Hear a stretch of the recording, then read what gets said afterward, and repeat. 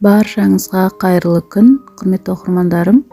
Бүгін осындай шоколадный начинкасымен дайындалатын пряникке дайындайтын боламыз. Өте жұмсақ, дайындалу жолы да оп-оңай, үйде бар ингредиенттен дайындалады десе де болады.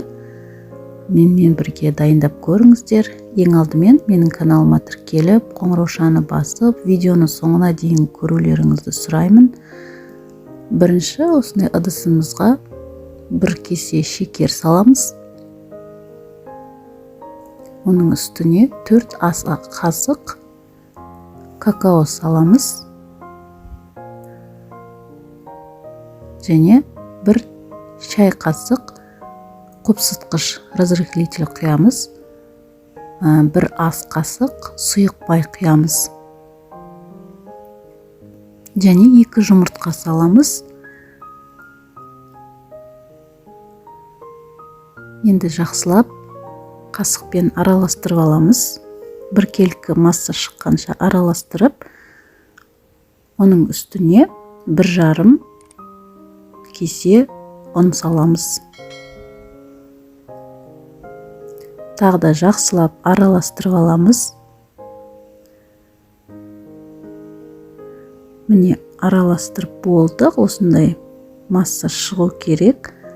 Бір ыдысқа сахарный пудра салып аламыз. Және қолымызды сахарный пудраға салып барып, осындай тестодан шамалы аламыз да, ортасына қара шоколад немесе ақ шоколад пайдалансаңыздар да болады. Ортасына шоколадты салып, осындай домалақ пішінде етіп, қолмен домалақтап алғаннан соң сахарный пудраға аунатамыз. Және табамызға пергамент төсеп, жақсылап кезек-кезек орналастыра береміз.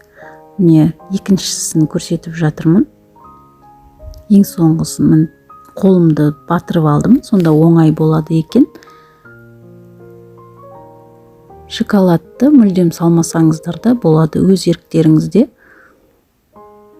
Домалақ пішін жасап, сахарный пудраға салып алып, осылай пергаментке қойып шыққаннан соң 180 градуста жарты сағат пісіріп аламыз. Өте оңай. Тура осы рецептпен жасап көріңіздер. Балаларыма өте қатты ұнады. Міне ортасын ашып көрсетіп жатырмын. Шайға өте керемет пряник. Сіздерге видео рецепт ұнаған болса, поделицаны басып, WhatsApp желісіне таратып қоюларыңызды сұраймын. Және каналыма тіркеліп қоюды ұмытпаңыз. Сіздермен бірге болған Гүлнұр Темировна.